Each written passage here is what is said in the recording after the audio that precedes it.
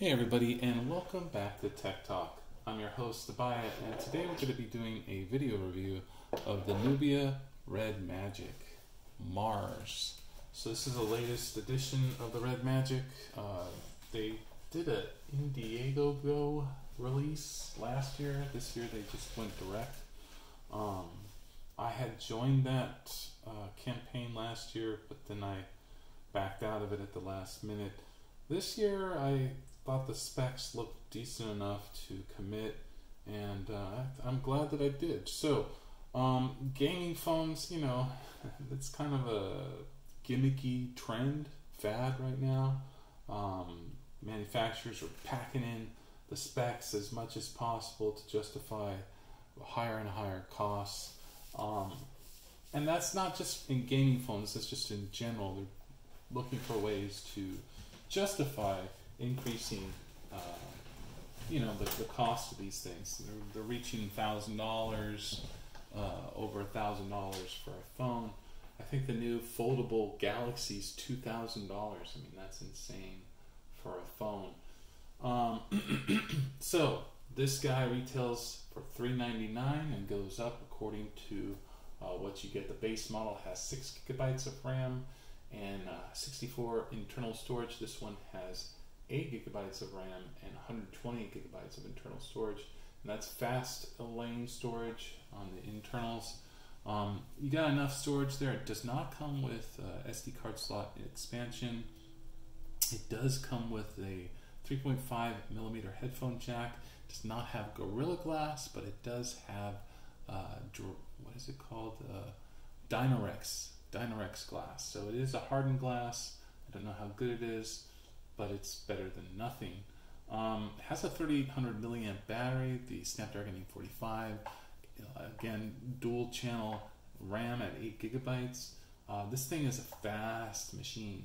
Now, when I first got it, it seemed a little bit sluggish, but over time, over using it, I think it got better. So without ado, let's take a look. The packaging, I already opened it up, but the packaging was so minimal that I didn't really think it was a big deal to do an unboxing. It's just literally cardboard box with a plastic interior. There was this, and that was it inside. So not much in the box. In fact, actually, to be honest, I think the packaging is a bit of a letdown. But that's not why I bought the phone. And you're never going to look at the packaging until you sell it or throw it away. Anyway, so doesn't really make a difference. Okay, so this is the Red Magic.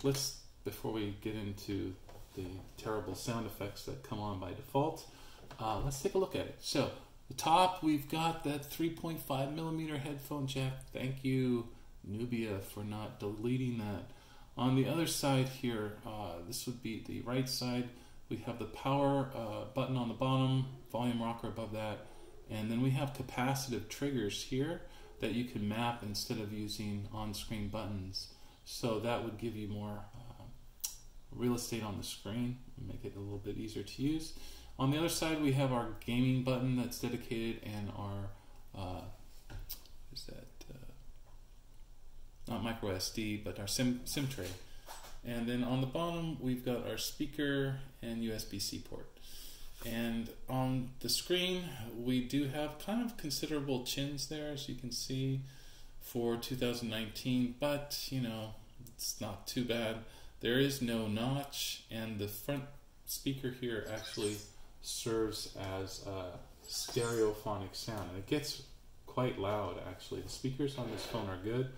So I ran an Antutu benchmark on this phone, and I wanted to give you guys a little bit of an example of where it's at.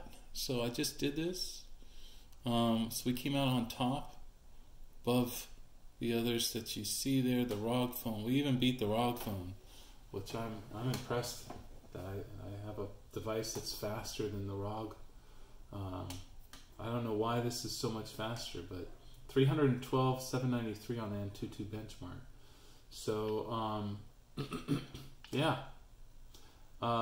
Gaming. So I did Asphalt 9 on here. Let's just do it for a couple seconds to show you.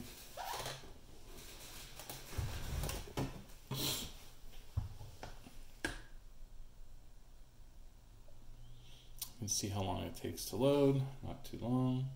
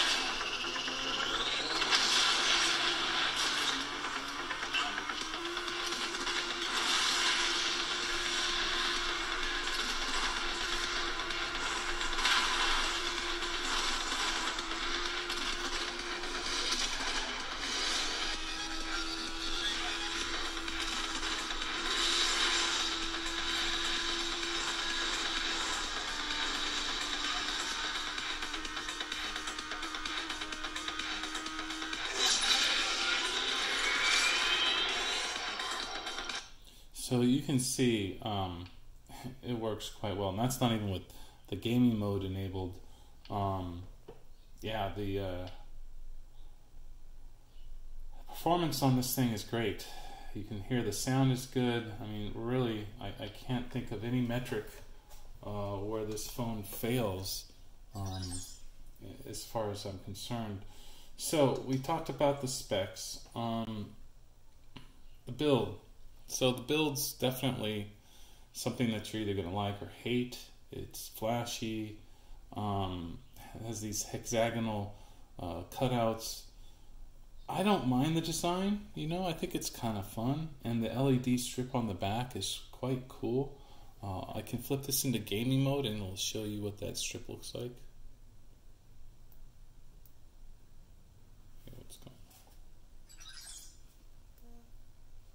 Here we go. I guess I had to have it off. So there's gaming mode. So that shows you what the LED strip looks like. I'll get it even closer. So that fuzziness you see is the D-brand skin, which I'm probably going to take off. So that's what it looks like. Take that off. So this button enables what's called gaming mode. Whoops. And so you can look through, there's no games that I have, you just click on here, you add a game, and then the one thing about it, it's a little tricky. Once you add the game, you have to go back and unselect it, and that's the only way you can get out of the gaming mode there. What else? So we tested the gaming capability. You heard the sound, you saw the video. Reception on the phone is excellent. It does not have Wi-Fi calling that I can find in the settings anywhere, and I have that enabled in my Mint SIM. So I'm using Mint SIM, which is an NVMe of T-Mobile here in Southern California, and I'm having no problems with reception, 4G LTE, or anything like that. Also, just to talk about the features, so the fingerprint reader is super accurate. I mean, I don't even have to have my finger on it completely and it works. It opens up automatically. So I'm pretty happy with that. Also, the camera on this phone is actually really good. So this is a picture that I took with all the lights out in pretty low lighting. You can see there, it looks quite almost like regular. So that was dark. I mean, I had both lights out and the blinds were drawn, so it was pretty dim in here, and the camera works pretty good. So yeah, it's a single 16 megapixel shooter. There's a single 8 megapixel shooter in the front.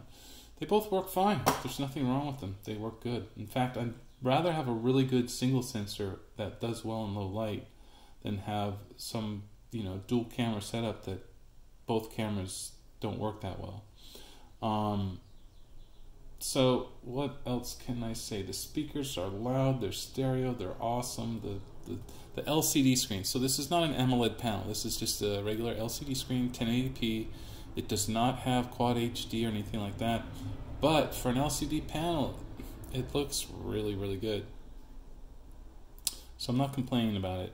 The build quality, I would say, is pretty good. I'd say like build quality would be on par with OnePlus or Xiaomi, about exactly the same as those, which is to say quite good. You know, it's quite good. I do like the metal back better than the glass back trend, so I actually like that better, but some people like the glass back. The battery life on this is really good. 3,800 milliamps for an 845 gives you pretty decent battery life. In fact, even with the 8 gigabytes of RAM, I haven't seen any issues there.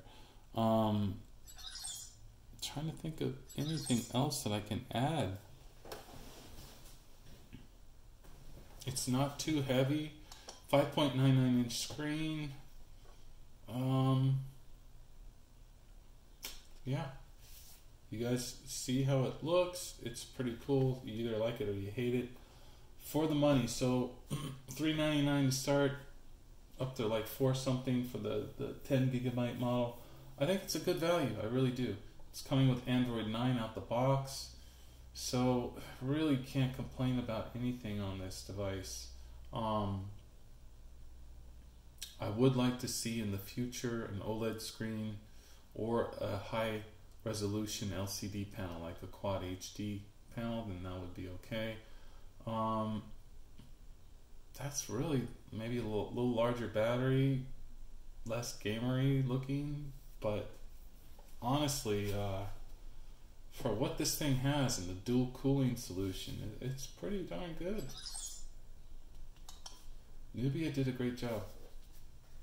So I highly recommend the phone. If you're in the market for a budget gaming phone, if you like gaming phones, then you should go out and get this. Now, the caveat to that is that it is Nubia, which is a subdivision of ZTE. If you live in the United States, we have all been warned by our own government not to buy anything from Huawei or ZTE. So, is this a security risk? I really can't tell you yes or no. Red Magic is a subdivision of Nubia. So Nubia is a subdivision of ZTE. So they're 3 steps away from the parent company in question. And Nubia was never penalized by the government for anything. So I would assume that this isn't a ZTE phone, so you can be pretty safe that you're okay. Seems to have the... You can hear how loud those notifications are. So I'm going to go into my settings and get rid of that because I really don't like notification sounds. Okay. Alright.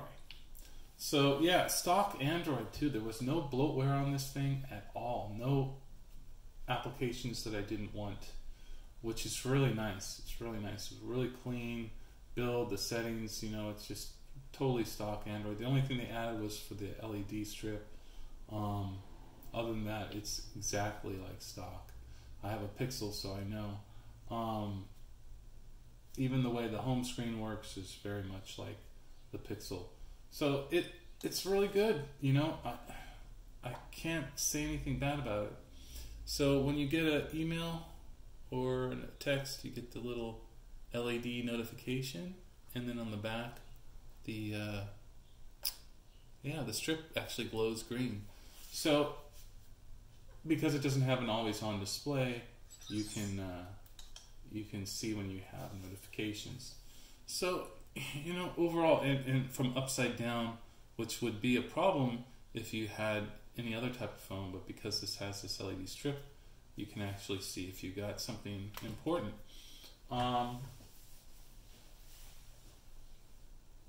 The SAR rating on this is actually pretty low on the body. I think it's 0.39, and then on the head, I think it's like 1.0 something. So overall, it might even be lower than that. Overall, the SAR rating is pretty good. I'm always looking for a lower SAR rating. So again, on all the metrics that I would, you know, judge a phone on, this thing goes with flying colors, especially at the price point that it's at. If it was at a higher price point, even by $100, I would expect a better screen, to be honest. That's the only caveat. That's the one thing that's kind of a little bit of a letdown. It really needs an OLED screen. Higher refresh rate would be nice, but I don't think it's necessary, especially on the budget end. So, but that would not stop me from buying this phone at this time. You're not going to find anything close with these specs for this price. And it's good. It's not, you're not compromising on something. So that's my take on the Red Magic from Nubia. Yeah, if you're a gamer, if you just like a fast phone, if you like something different, it's a pretty cool device. Definitely good for media consumption. Watching Netflix on this thing is great. So that's my review of the Nubia Red Magic Mars. Now, I'll be doing a review on the Samsung Galaxy S10 Plus. I pre-ordered it. It should be coming out in March, so when I get that, I'll be doing a review. I'll be doing a review on the Google Pixel 3 XL that we're doing this video on right now, and I will take that video on the Nubia Red Magic so you can get a feel for the video quality on the phone as well as the image quality that I showed you earlier. I have something to say about Google, which I'll say it in my my review. The thing is, I'm a huge Google fan. I've always liked their products, and I'm really sad by the experience that I had recently with them. So I'll go into all that and why I'm gonna get rid of my phone, my Google phone, and get the S10 Plus. And we'll be doing a review of the Microsoft Surface Pro 6, the base model, and a follow-up video review of the Asus ROG Strix Scar 2 with some additional benchmarks. So stay tuned for all of that. Thank you so much for watching. If you like this channel, if you like these videos, please subscribe. I need to get to a certain amount so that I can make this actually a living, and I would love to do that and have more and more products to show you guys. So again, thanks for your support, and till next time.